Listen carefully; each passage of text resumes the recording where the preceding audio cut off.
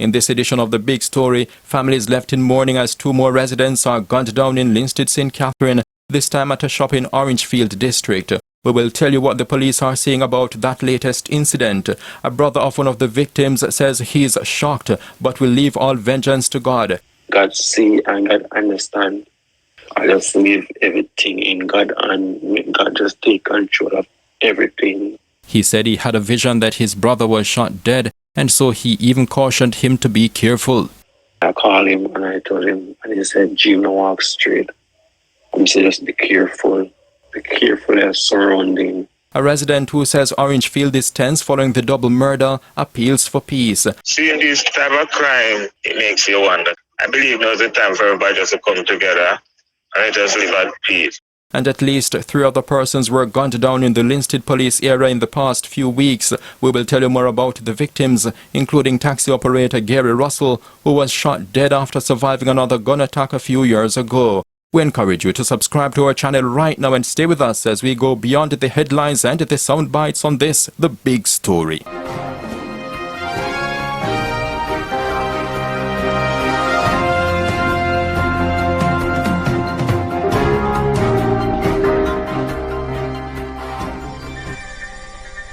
There's a tense calm in Orangefield district, Linstead St. Catherine, following a double murder which happened shortly after nightfall on Monday, October 23, 2023. The victims are cousins.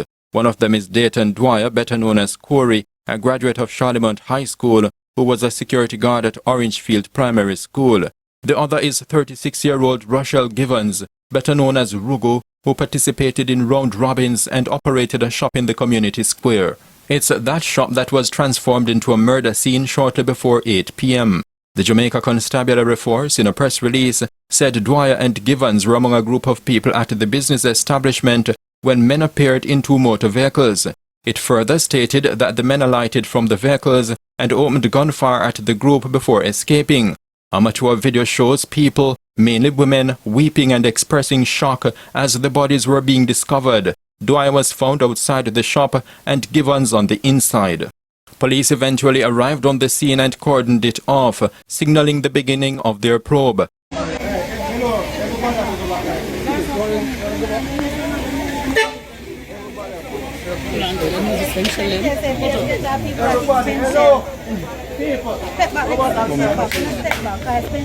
They are hoping to find the perpetrators who left grief and tension behind.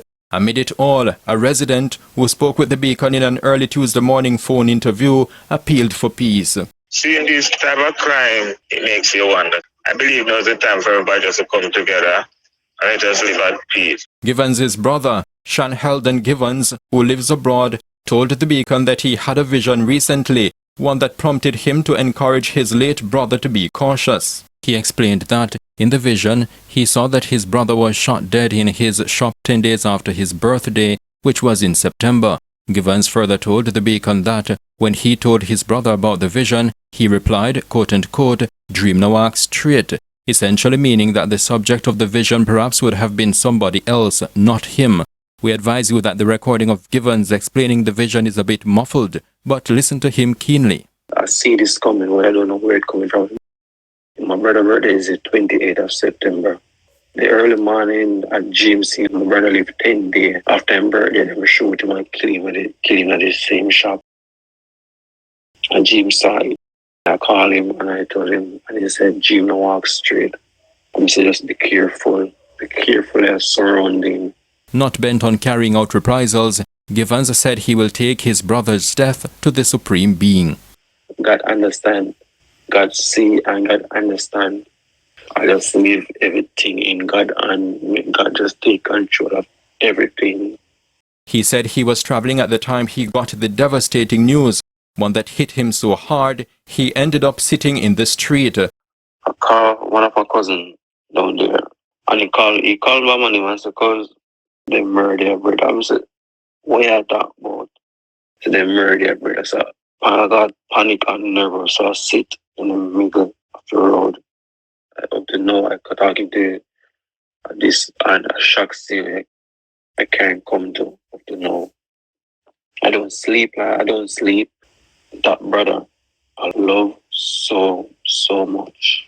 Givens spoke highly of his late brother, who has left 2 children behind. He also recalled his last conversation with his brother, who attended Bermody Primary School, Rosemount All-Age and Yorton High. Givens' grief is compounded by the fact that he and his brother recently lost a grandmother and an uncle, both of whom died of natural cause. The Givens brothers are also closely related to party promoter Salika Salki, a resident of Orangefield who was among 2 people shot dead at Commodore District in Linstead in December 2022. Salika Salki's mother raised we, which is her cousin, and my mother raised Salika so to take care of her sister. The families in Orangefield District are not the only ones that gunmen have left in sorrow within the past few weeks in the Linstead police area. On October 11, another family was plunged into grief after gunmen killed 51-year-old taxi operator Gary Russell in his community of Commodore in Linstead. The police said residents heard explosions, and when they made checks, they saw Russell in the driver's seat of a motor car. His murder happens a few years after he survived another attack in which he was shot 2 times and his motor car stolen. In one of the other murders that happened a few weeks ago, a gunman cut down 20-year-old Tia Ferran at her home in Banbury District, Linstead. She was shot shortly before 9 p.m. on September 16, just as she was about to migrate to the United States. Her paternal grandmother, who lives abroad, told the Beacon that the family was eager to welcome Ferran to the land of stars and stripes. Yeah, we even go to the furniture store, clean out the furnitures that was in the room, and brought her a brand new bedroom set up the bedroom and everything waiting for her. Her stepmom told her, don't bring no clothes because we're going to go shopping for her, because that's what we do with the first one. Because one came before her, because it's 4 kids down there. The older one came first, and then she's second, because we couldn't do all of them piling at the same time. We do 1 first, then 1 after, and then we do 2 together. My daughter just emailed the embassy down there to let them know that she died, so the package is not going to pick up. They have to just take those and destroy them. Another person cut down in the past few weeks in the Linstead police area is 27-year-old Raheem Blake, better known as Pops, a vendor who lived in the vicinity of Charlemont High School in Linstead. He had just boarded a motor car driven by a relative when 2 gunmen alighted from another vehicle and shot him multiple times. The gunmen escaped in their waiting vehicle. In Linstead, St. Catherine, this is the Jamaica Beacon.